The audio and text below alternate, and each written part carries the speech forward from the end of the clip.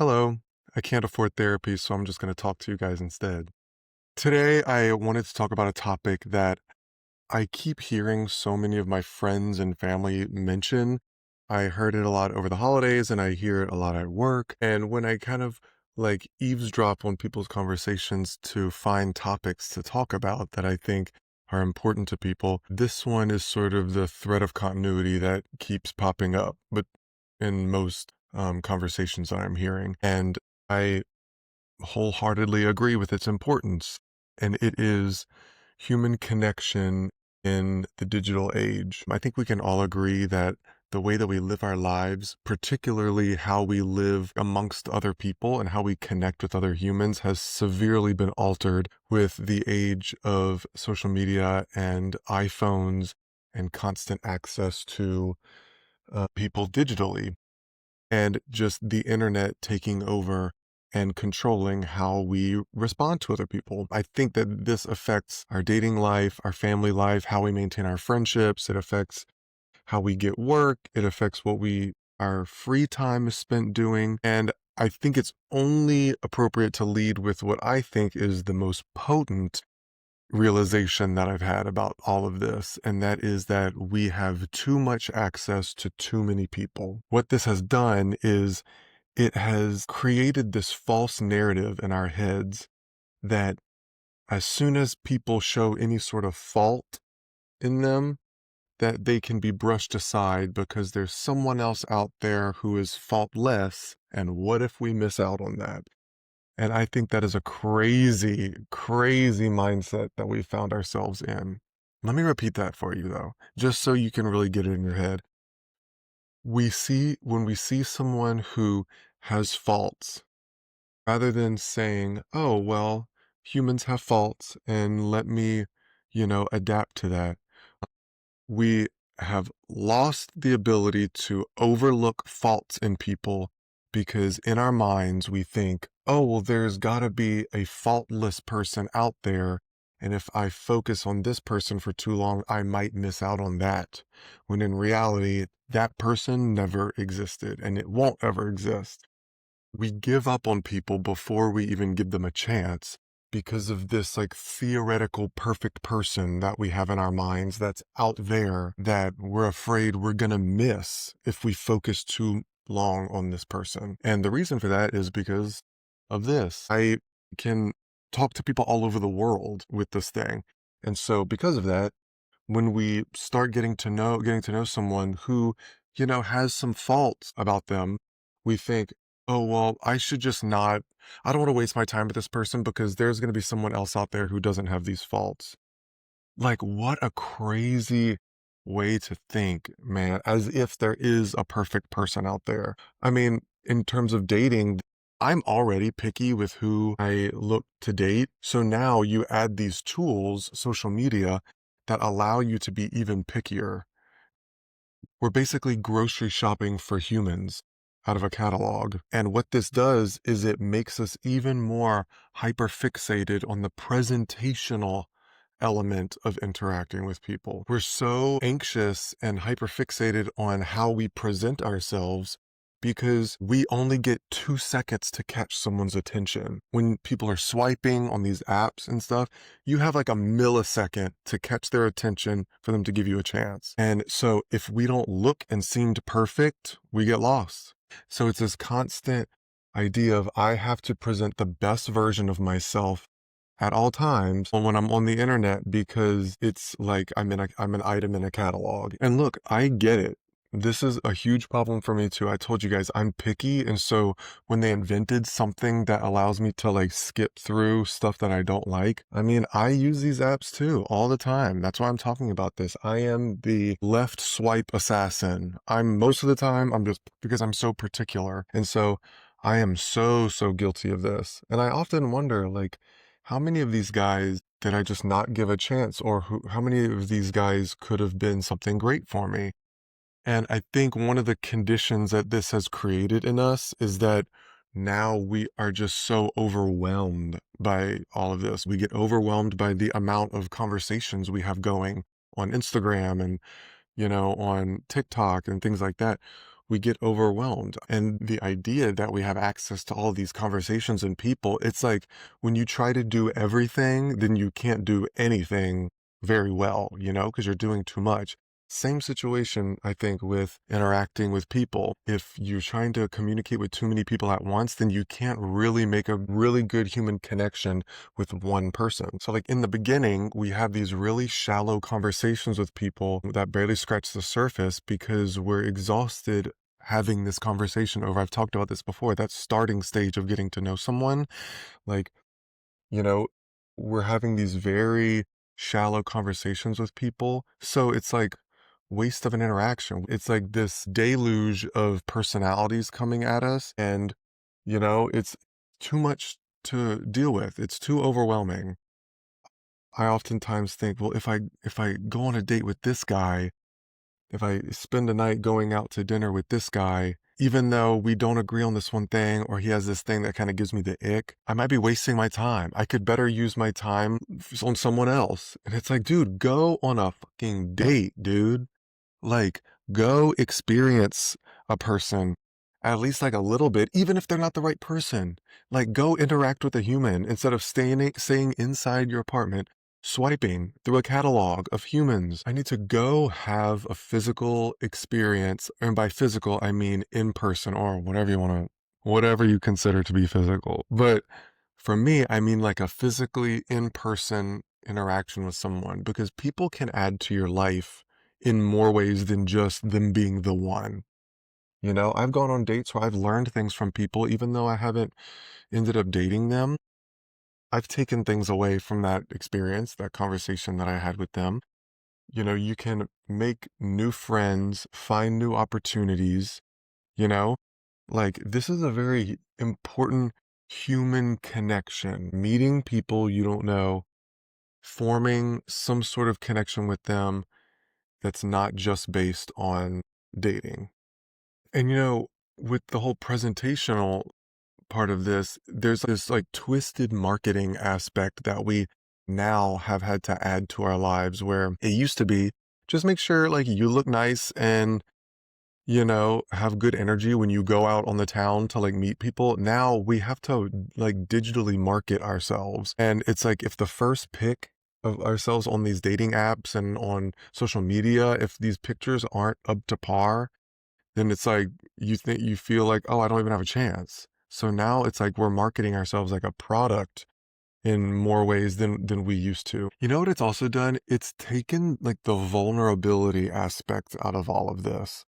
Because now we can like so strictly pick and choose what we want and what we don't want, the vulnerability aspect of it has gone out the window. I think we've clung to it so much because it means that there's less opportunity for us to be rejected and humiliated and turned down, you know? But I think that's part of being a human, is being embarrassed and being rejected by someone. But now that we've curated that experience so much, we've like mitigated the risk. And on top of that, it's now all about convenience. And relationships are not convenience. I might be like digging into a whole different topic here, but the convenience of the whole thing has become the main pursuit. Is how do I make this convenient for me? People used to dramatically, you know, pursue people. People used to dramatically pursue one another. If someone said no, they wouldn't give up. They would keep pursuing them. And now, because of this mindset of, oh, what's convenient and what's readily accessible and what's curated just to what I like, we're turning everything down that isn't perfect, and we're taking away that human element of trying and risking and being shot down and picking yourself up from that, and learning from that. That's very important. And without the vulnerability, you know what that also does? It keeps us in the presentational part of dating for way longer, because we know that the other person has millions of other options. And so we're like, I better be perfect right now, otherwise they're just going to move on. The hostility, the chaos, man. What a crazy way to interact with humans, is that like I have to pitch myself and sell myself so hard because right here they have access to the world. And if I don't hold their attention for long enough, kicked to the curb. There's also the aspect of how fake so much of social media is. I've heard people talk about this online a lot recently, and it's that like the guise of the influencer or the guise of, who's successful in life, it's not as black and white as we thought it was. There are so many people, you probably know so many people in your life on Instagram, on Facebook, whatever, who they show these pictures of their family life and they always look so happy and like their life is perfect. And off camera, they're going through a divorce. Their children are hellions. Their lives are falling apart, but we feel this need to present this perfect vision of our lives, and so much of it is crap. I mean, also even goes like even with dating. How have any of you guys been catfished? Because I have. You show up to a date and this person, they knew that you weren't going to show up unless they face tuned their photos and added all these filters and or used younger pictures of them. So they present this false front and then you show up and it's like, who is this? And to me, I'm like, what is the point? I eventually have to meet you in real life. So what is the point of catfishing someone? Like, we eventually have to be in the same room with each other physically. And people say, well, I wanted you to like me for me and not my looks. Well, now I'm pissed because you're a liar. So not only am I not attracted to you, now I want smoke. So what did that do, dummy? But, you know, I had one time where I showed up and they just never even answered the door. My ass was on the street corner talking about, hey, I'm outside. No answer. Like, even that online interaction, it's like people are just like messing with people. Like, that's another way it's fucked us up because now our trust issues are rooted in a lot of that. And it's like, who can blame us? People are doing this kind of stuff. So it adds this extra level of fear and anxiety to interacting with people. I felt like when I was younger and I was like going on dates with people that I met in person because I had met them in person already, then like going on like a date wasn't as daunting because that nerves element wasn't really there because I already knew they were a real human. They looked like what they were. And I don't have to wonder, God, please be normal or please look like your photo. That is just a crazy extra element that I don't think we understood when we started this whole thing. In regards to like your friends and family and life in general, I think that living in this digital age, we've made our lives all about like retreating and self-preservation, which is important. But I think if all your focus is on preserving, I need to preserve my comfort and my mental health. If that is in the form of staying away from everyone, I don't think that it's good because I think we need to interact with other people. And everything being online, it gives us too much of an opportunity to retreat from people because we can set up our lives exactly how we want it. We used to always say, life is all about like living to the fullest. Well, baby, part of living in your fullest existence is risk, feeling a full range of human emotion, embarrassment, shame, envy, excitement, discomfort, remorse, you know? Like these are all part of the human tapestry, and we have digitized ourselves out of that experience.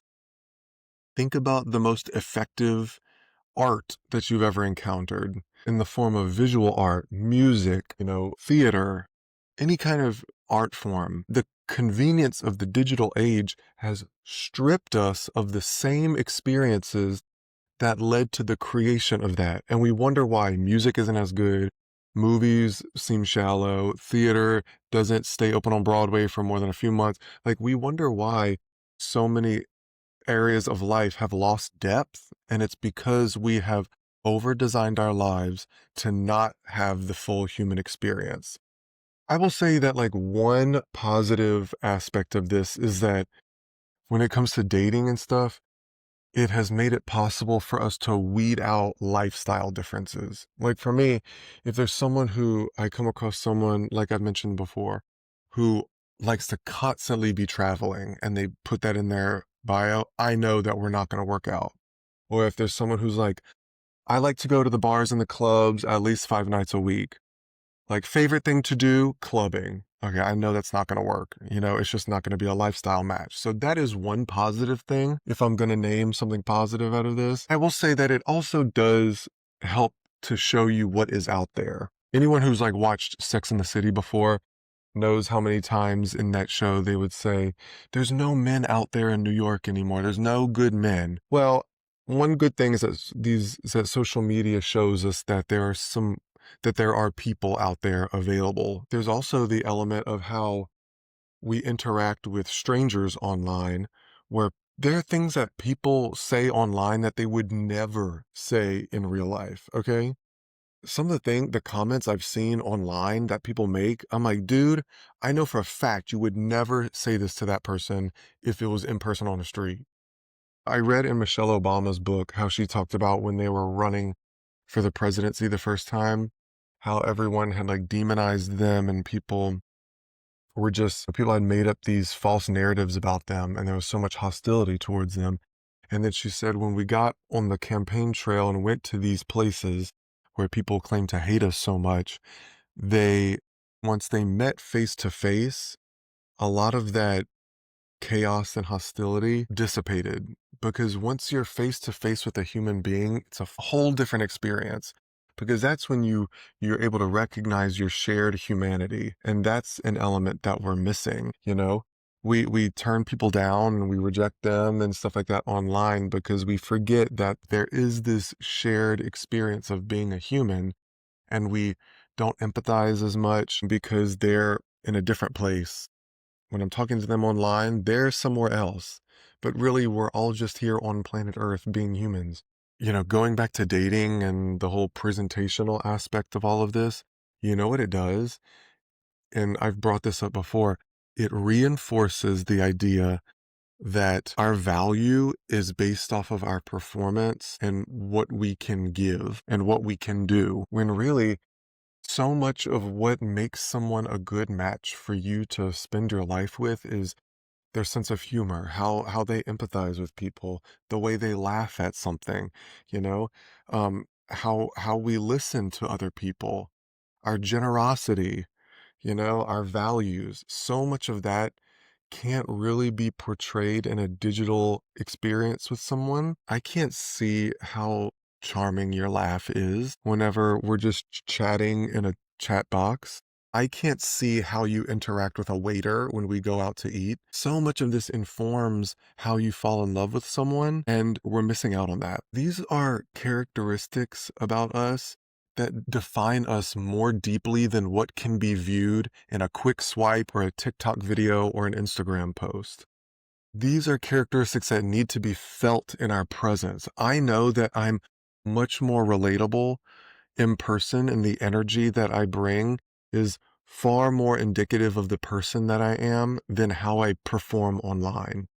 And it's causing more isolation because we're so afraid of how people perceive us that we're afraid to put ourselves out there. So we retreat and we feel like nobody really gets us because we're not sharing our real personalities, because we're just presenting ourselves as products. This even goes for like interviews and auditions and things like that. Like, how you present yourself in a tape or on a Zoom call is vastly different. It is marginally different than experiencing someone's energy when they walk in the room. When I used to work in a corporate sector, that I would interview people on the phone, in Zoom, and then they would come in for the in-person interview, and it was a completely different experience. So, like, that's another aspect we need to pay attention to, is that, like, people have energy that is very important. We're experiencing a version of people online that is only 10% of who they are. And the way you get to know the other 90% is going and living in person around people and seeing how they operate in their lives and seeing how they react to things. It's so, so important. I got catfished this one time so bad. This guy, showed up to my house and I was like, okay, so you must have taken that photo about 25 years ago. Crazy. I was like, who is this? Who is you? Crazy. And, I have manners, which is very frustrating. Being from the South, I was raised to have manners and to not hurt people's feelings. So I tried to like not say anything.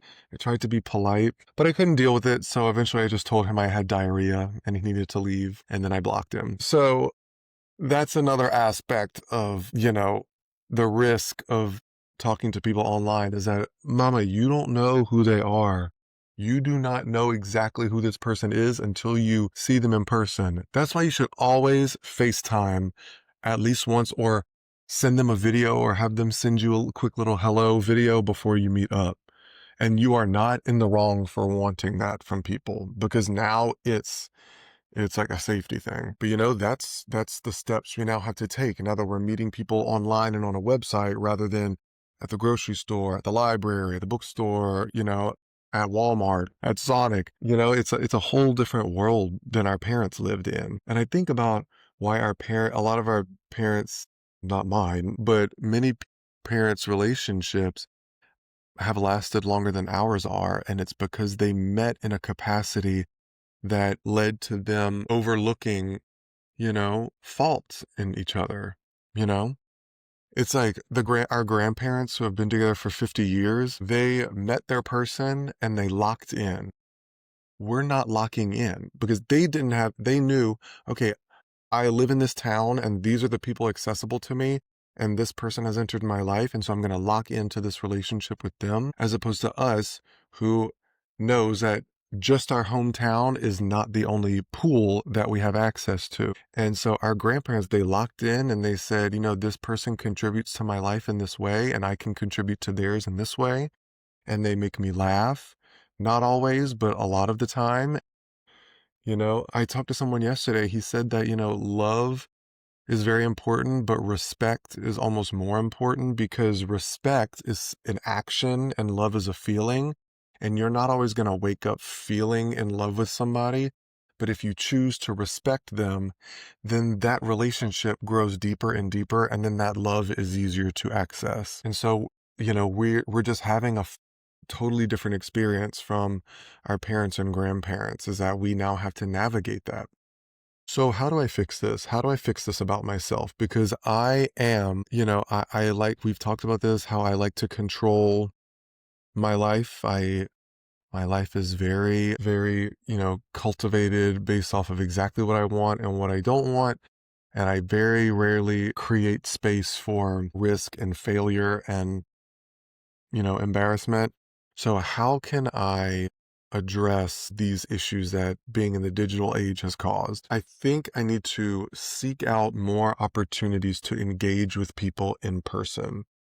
Like, instead of shying away from that, because I often do, I put in my headphones, I walk with my head down, I turn inward so that people won't engage with me that I don't want. But if once a day I can choose to interact with somebody in person, even if it's just like at CVS and saying, oh, I like your shirt, or wow, your hair looks great. I love to compliment people on their nails, women, men, whoever has the acrylics. I like to say, oh, I love your nails because I love the like clack, clack, clack.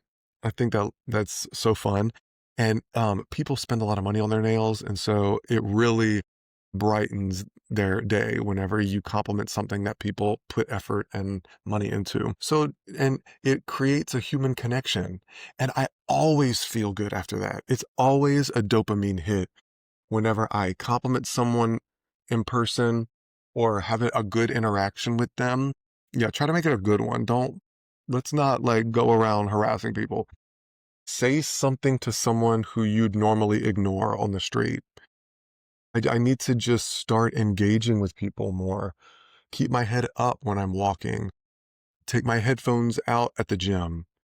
When I'm in the store, ask somebody for their opinion on something, Be like, oh, have you tried these before? I don't know. Seek out opportunities to engage with another human in person. Also, I need to start calling and FaceTiming the people in my life more. It's always just via text because it's convenient and I don't have to commit to anything. but a phone call and a FaceTime creates such a deeper conversation with people because you can see their expression and you don't have to guess what their tone is because it's right there. You can hear it, you can see it. That creates a deeper conversation with somebody, and that's whenever you share a deeper human experience. And then if we're talking dating, really, really, this year, I really need to make it a point to allow myself to potentially be turned down. I need to approach people.